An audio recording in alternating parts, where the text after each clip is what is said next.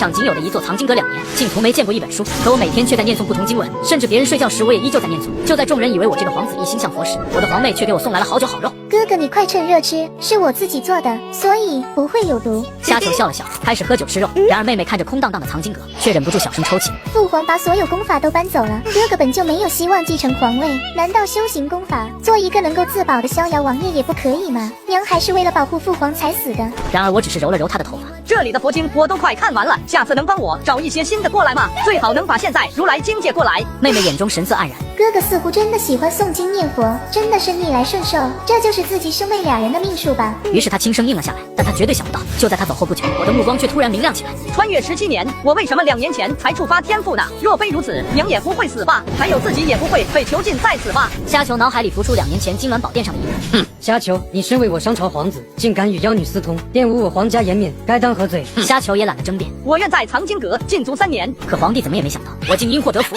激发了自己的天赋。想到这，虾球随意的举起手，竟瞬间出现百鬼夜行之法相。嘿嘿，我的天赋是从古老的文字之中提取技能珠，并直接达到第9层。这百鬼夜行之法相就是从地藏经提取的，但这还不够，我对这个世界了解的太少了，那就再等等现在如来经吧。虽然不知道妹妹能不能弄来经书，但我已经没有了其他选择了，我就这么一个同母所生的妹妹。可虾球怎么也想不到的是，一双魔爪竟伸向了他最亲的妹妹。次日清晨，虾球像往常一样念诵着经文，在那300米外的亭子里，雷公公暗暗点了点头。虾球读了2年佛经，这太监也暗中监视了2年。到了傍晚，妹妹才匆匆揣着佛经赶来藏经阁，还没靠近阁楼，一个胖脸带笑的太监就迎了上来，正是梅公公。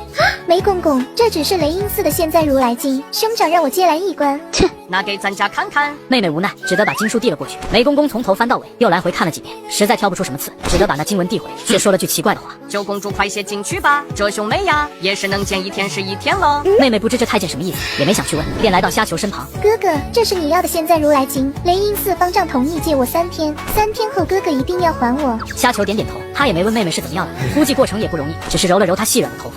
3天时间够了。妹妹走后，虾球点燃烛火，独自一人在屋内念诵，一页一页翻过，一字一句诵读，看到半夜，烛已燃了小半截。虾球合上了书，一股大玄妙顿时从心底生出，眉心元神缓缓产出一颗金色的技能珠。哇哦！这一次妹妹算是没白跑了，这是我第4颗金色技能珠了。既然是金色，我就直接使用了。下一秒，技能珠破裂，化作金色的流，覆盖虾球全身。只是小半个时辰，虾球已经彻底的掌控了第9层的现在如来禅。嘿嘿，这禅法刚好补充了我的短板：不动冥王身，注重防御；九阳心经看重内力；18阵御劲乃是利器。而这现在如来禅却是一股强大的精神力量。2日后的傍晚，妹妹却带来了一个坏消息：哥哥，他们逼我嫁到突厥去，可是我不想去，我不愿意。突厥那边听说都是野人，而且我一去就再也见不到哥哥了。他们让你什么时候出发？3个月后，等雪停了，开春了，突厥就会派使者来接我。妹妹本以为虾球就算不生气，也会安慰她，却没想到我突然开口道：我听说雷音寺还有一本过去燃灯经，明日你去还书时帮我一起借回来，我只看1天就可以归还。哥哥真的是痴迷佛经，痴迷到连自己妹妹都不管了吗？他哭了大半天，虾球陪了他大半天，直到他临走时，我才将他抱在怀中，拍了拍他的背。会没事的。隔日午后，妹妹委屈巴巴地推开虾球的房门。哥哥，雷音寺那和尚说过去燃灯经是他佛门秘藏，寺里有规矩，说唯有登上小须弥山第9峰，与山顶的前任方丈对弈一局，只有破了那一局，才有资格参阅过去燃灯经。我和那和尚说了，哥哥被软禁无法出宫，借书只是因为痴迷佛法，但那和尚说宫里有规矩，寺里也有规矩，如若无缘就不要强求了。妹妹，你去找他，告诉他他的儿子想去须弥山上下一盘棋，只为看一本经书，朝出晚必归。妹妹显然有些害怕天子，但想到自己也许只能与兄长相处3个月了，3个月后自己将会落入蛮荒之地，去往那无间地狱，忽然她就不怕了。等到傍晚时分，再次来了。哥哥，他答应了，你明天就可以出宫了。妹妹，坐我身边。妹妹闻言坐下，却是轻轻叹了口气。你答应他什么了？我答应他，一定开开心心的去突厥，一定会竭尽全力的去促成突厥和大商的联盟。闻言，虾球只是轻轻把妹妹拥入怀中，然而妹妹却忽然开始嚎啕大哭。为什么？为什么呀？为什么这样子？我们到底做错了什么？哭吧，哭多了就能成长了。3个月时间足够了。与此同时，300米外凉亭内一道身影悄然出现。这七皇子读了2年经，星星怕是也消磨光了。昨天九皇女应该把与突厥联姻的事都告诉他了，这皇子竟然没有动怒，可见是真成了个软蛋了。殊不知再过不久后，我却做了件令他震惊的事。我被囚禁在世上仅有的一座藏经阁2年，竟从没见过一本书。可我每天却在念诵不同经文，甚至不惜越狱出去下棋，只为看一本经书。好，那听方丈说，施主要借过去燃灯经一关，若要关经，就需要破局。但这棋局不比其力，斗的是禅心。若是禅心完全不够，施主这一局怕是会白了头发，苍老数十年。从今往后，心中更是宛如有恶眼镇压。好，看来这位年轻皇子还是太不知天高地厚了，殊不知有多少天之骄子深陷其中。施主若是想好了，拈起黑子，那这一局就真正开始了。老僧刚说完，虾球就直接拈起黑子。下完棋我还要赶着回皇宫。可万万没想到，黑子刚起，一股奇异的悬念直接冲入虾球的脑海中，带动着四周的一切都变化。转眼间，我变成了行走在荒原的一名旅人，眼前一只老鹰正在追捕一只鸽子。突然，那鸽子扑入了虾球怀中，甚至开始口吐人言：“你放过我吧，透过我，你还能找到食物，但我的命只有一条。”我现在饥饿无比，我若不吃你就没法活命。我操，这俩会说话。话音刚落，两股庞大的念头忽然冲进虾球的脑海中。是的，还是不是？你护着他，救了鸽子一命，难道就忍心我老鹰饿死吗？随着他的话，那两股念头就越发的强烈。虾球忍不住摇摇头，想让自己清醒点。慢慢的，荒原也消失了，一切都消失了。这个世界只剩下虾球，还有那两个生灵。看来唯一的办法就是我割下等同于鸽子重量的肉去赠给老鹰，这样便是舍了自身，却救了这世上仅有的2个生命，可谓功德无量。割肉还是不割肉？那两股呐喊越发的直白。与此同时，须弥山上，老僧右手捏着的黑子正在缓缓落下。这局斗的不是老子在何处，而是你是弗洛的下子，舍的那便是一子置之于死地，割了自己3斤肉；不舍，那就是苟延残喘，看着还能走几步，但最终却是彻底的败局。所以虾球捏着的黑子距离棋盘不过1尺，这1尺却是天涯，唯有渡过了这天涯的人，才有资格参阅雷音寺的佛门秘藏，过去燃灯经。老僧并不觉得这虾球能渡过，因为他坐在山巅20载，这虾球并不是第一个来此的人。忽然之间，老僧神色变了，因为那名为虾球的七皇子割了3斤肉。这怎么可能？他眼中没有慈悲，是如何破的局？施主愿意割肉饲鹰，此乃大慈悲之行，但你为何没有慈悲之意？那谁来饲我？我选择割肉饲鹰，即便我死了，也会从阴曹地府回来。话音刚落，虾球周身骤然散发出浩然的佛意。看来现在如来禅为我抵挡了刚才的精神冲击，否则我也不会如此破局。我操！你竟误了佛，却偏偏不是天涯回头，那又是什么？而虾球接下来的话，却把老僧吓出了一身冷汗。佛陀拈花而笑，而我若不喜欢，这天地百花一朵都不许开。施主真是佛中魔，那经还借吗？见。接着我便拿着经书下了山。傍晚时分，妹妹拎着饭盒走了进来。恭喜哥哥能破了须弥山的苦海真龙，借到雷音寺秘藏，这是宫里好些人都在谈着呢，只说哥哥佛缘深厚。虾球笑着揭开饭盒，刹那间笑意全无，因为饭盒里竟然全是素菜。是婉妃让这么准备的。婉妃是3皇子的生母吧？我的3餐为何需要她过问？婉妃很得天子宠爱，在外人面前也是温良贤淑，很懂分寸。她垂泪说我兄妹的生母早逝，在深宫无人照看过问，实在可怜，所以就吩咐了御厨，让御厨每天为皇子特别备餐。所以备了斋饭嘛？妹妹点了点头。哥哥昨天去下棋，到今早雷音寺方丈就把判语传回来了，说哥哥心底藏了7分佛，3分魔，所以才能破了苦海真龙。这方丈的判语倒是给的勤快，这是判给谁看？看来出家的和尚也不是真的出家的了吗？妹妹没察觉到虾球的心境变化，继续道：婉妃说这3分魔性会耽误了修行，她为了哥哥未来能在佛道有更大前途，所以特意让御厨今后准备斋饭，以帮哥哥削了这魔性。天子知道了，只夸赞了一声好。虾球听完这些话，哭得哈哈笑了2声。僧人也入了俗，婉妃也要掌控自己，天子亦是不待见自己，兄弟姐妹几人更是笑里藏刀。看来他们是想将我死死摁在藏经阁中，让我永世翻不了身。然而妹妹显然没看出这些，只能好奇地看着吃斋饭的虾球。哥哥是真喜欢吃斋饭吗？喜欢，简直喜欢的不得了。皇宗同事的所作所为已经近乎彻底斩断了所谓的情面，只不过那方丈虽然积极，但判语不对，7分佛3分魔，错了，当是10分魔才对。我明明是当朝皇子，却被囚禁在世上仅有的一座藏经阁2年。奇怪的是，这里一本书都没有，但我每天却在念诵不同经文，一页一页翻过，一字一句诵读，读到阁外的梅公公都开始打哈欠。虾球还在读着。咱家还以为破了须弥山的苦海真龙有什么了不起，原来还是个窝囊废。王宫渐渐沉寂，虾球合上了书，感受中心底大玄妙的涌动，以及眉心元神产生的第5颗金色技能珠。技能珠破碎，金色的流与它融为一体，带着它感悟这过去佛陀的力量和禅心。小半个时辰后，虾球已经掌控了第9层的过去燃灯禅。如果说如来禅偏向天地自然之间的融合，那么燃灯禅偏向的便是精神攻击以及精神束缚。随后虾球便在小阁里睡了一夜，怎料刚一睁开眼，就看见3皇子的生母正在朝我走来。见过婉妃。婉妃看着虾球，看着他的眉眼与那女人竟有几分相像，眸中闪过一丝厌恶。哼，天子已将你与九皇女过继于我了，今后你当称呼我为母妃、见母妃，不贵吗？2人静静对视，常年静坐小阁中，膝盖不好，跪不下。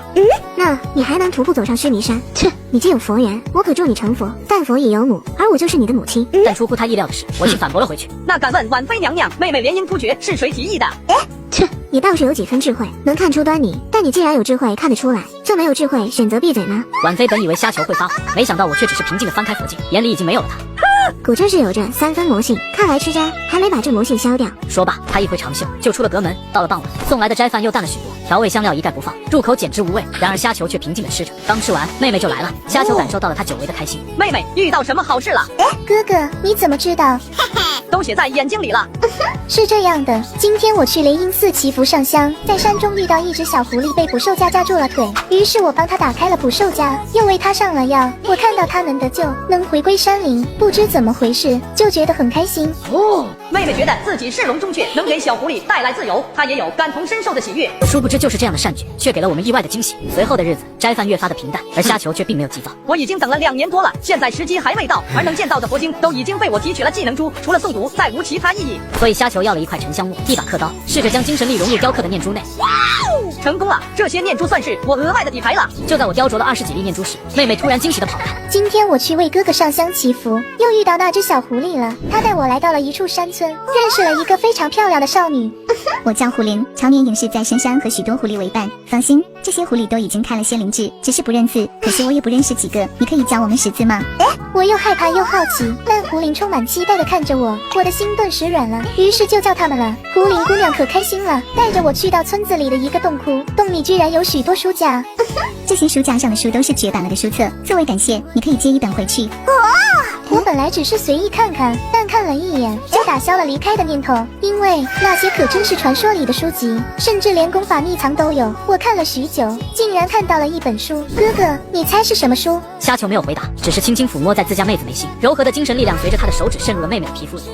咦，奇怪，竟然没有遇到任何的邪祟之气，难道这些狐狸精没恶意？妹妹从怀中取出一本古老经书。我操！未来弥勒经，这本经书传说是数百年前大雷音寺的3本秘藏之一，也是最重要的一本，几乎已经失传了。看来我这妹妹还是个福星，这等玄异之事也能遇到。妹妹看到哥哥笑，她也由衷的开心起来。临去突厥前还能为兄长做点事，真好。虾球连忙翻了几页，一股大玄妙感冲上心头。不愧是绝版书籍，果然玄妙。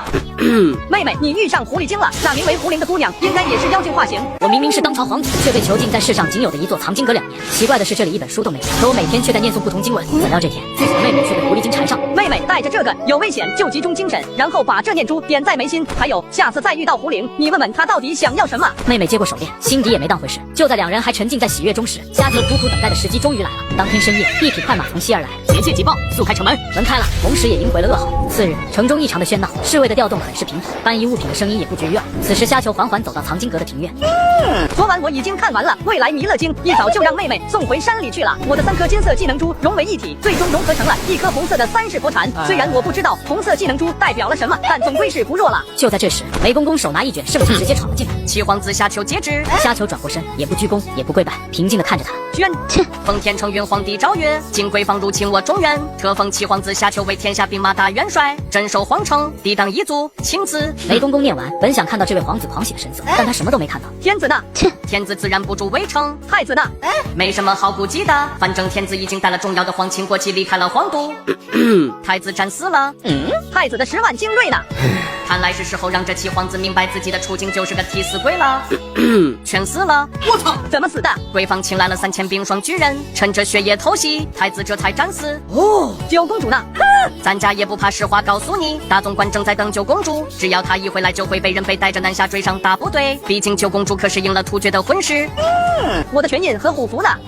大总管以为七皇子也用不到这些，便是由他代为掌管了。皇子守国门，我大上才不会丢了脸面。而七皇子要做的事很简单。有多简单？只需要站在城墙上，激励士气就可以了。那先带我去见大总管。咱家觉得七皇子还是没人情形事啊。什么情事？雷公公嘲笑地看着虾球，也不再多言，抬手就直接向皇子抓去。不给这皇子点厉害看看，他还以为自己当真是什么天下兵马大元帅了。他这一招带动寒潮阵阵，骨节之间呈现出幽蓝的色粉，而其中更是带着阴毒的内力。一旦被这招抓中了，阴毒内力闯入了身体，那是令人求生不得求死不能。到时候这七皇子还不是乖乖的听话？没有任何意外，雷公公蕴藏阴寒真气的爪已经抓在了七皇子的肩骨上。这一抓，阴寒真气直接寻到了宣泄的口。往少年体内疯狂钻去。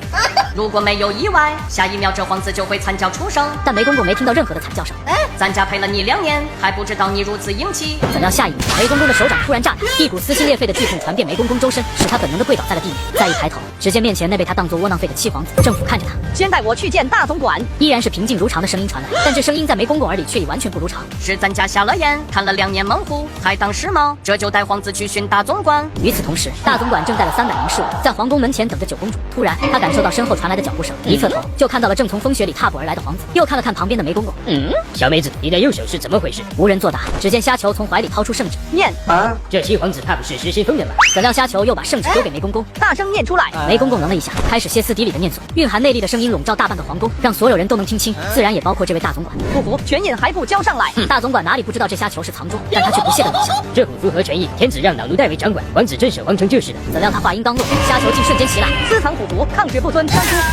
我明明是当朝皇子，却被囚禁在世上仅有的一座藏经阁2年。奇怪的是，这里一本书都没有，可我每天却在念诵不同经文。就在众人以为我这个皇子一心向佛时，我却露出了獠牙。私藏虎符，抗旨不遵，当诛！大总管双眼变得凝重，真没想到这七皇子竟是如此高手。不过我身为天子进士，武功自然不是梅公公之流能比拟。虽然不好杀这皇子，但飞他2条腿还是能做到的。想到这里，大总管大手一挥，点点寒芒激射而出，竟是密集的绣花针。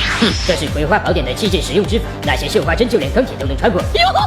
而此时，这些针线直往着虾球双腿射去。就在众人以为虾球无处可躲时，虾球却突然单手立于胸前，整个人瞬间静止，紧接着耀眼的佛光绽放。与此同时，绣花针也全部倾泻到了虾球的双腿处。随后诡异的一幕出现，之前明明如钢铁般坚硬的绣花针，此刻却只是刚触碰到佛光，就纷纷断裂落下，这让大总管震惊不已。怎么可能？他怎么可能防御住葵花宝典的绣花器件？然而虾球的速度并没有减慢，转眼间一把冥王光剑猛地朝大总管面门斩过。大总管心底瞬间生出一股对死亡的恐惧，这恐怖竟让他潜力激发，整个人猛地后仰，冥王光剑险险从大总管面门掠过。可还没等大总管缓过气，虾球却猛然攥出了33颗念珠，紧接着轻轻一推，念珠与冥王法相重叠，直到化作了一个旋转的红球。这一切太快了，大总管只能惊惧地看着那旋转的红球击打在自己身上，红光瞬间钻入他体内。待到一切散去，大总管已经跪倒在地，全身被一层红光锁链束缚，他每挣扎一次，那铁链就会缩紧。这一幕让一旁的梅公公看得目瞪口呆。我想过大总管可能不是齐殿下对手，但没想过才过了1招就被擒住了。城门前的侍卫更是不敢置信，这真的是囚居在藏经阁里2年有余的七皇子吗？更令人没想到的是，虾球竟突然抬起靴子，一脚已经踩踏在了大总管头颅上。我问一句，你答一句。要不是我答应了，以我葵花宝典大成的修为，怎么可能被你一个照面就擒住？修佛之人，自卑为怀。你练了2年佛经，手段如此凶残，就不怕污了心境吗？虾球没有接话，意念一动，缠绕在大总管双腿之下的锁链猛地一松，剧痛猛然袭来，即便是大总管也忍不住发出惨嚎。再说废话，那就是你的双手了。双腿断了，坐着轮椅还是能使绣花器件，但手断了，那你可就真成了一个没有利用价值的废物了，不是吗，大总管？明白就点个头，不明白就再骂2声。大总管听着这平静的声音，心底只觉一股寒气冒了上来，急忙点头。虎符全印在哪儿？就在我怀里。虾球将东西取出，放入自己怀中，然后露出温和的笑。我娘是怎么死的？被自杀而死，这种话就不要说了，省得断了双手。大总管沉默了，他本来想说刺杀的。婉妃杀的吗？大总管下意识的摇头。那是天子杀的吗？大总管愣了一下，然后急忙摇头。不是皇上。那是谁？恩怨是别人的，命是自己的，想清楚再说啊！我操！看来这事是不能糊过去了，但我知道的绝对不能说。虾球也不急。这样吧，我帮你分析一下，若是此事事关重大，牵扯到你惹不起的人，那么你猜，在他知道你被我抓住了，并且……虾球扫了一眼那300侍卫，并且还有这些小兄弟里的某一位把信息传了出去，你觉得那一位会不会派人来杀你灭口？大总管面容僵住了。有效。假设你还存了念头，觉得会有人来救你，那你再猜猜，当救你的人到了你面前，他真的会救一个双腿断了的大总管吗？虾球忽地仰头狂笑起来，笑得大总管目瞪口呆。这一番见解，若不是对世事参悟几透，怎可能说得出来？这七皇子葬的也太深了吧！突然，那锁链又猛地一松，大总管只觉右臂一阵撕裂的轻脆的骨折声传入。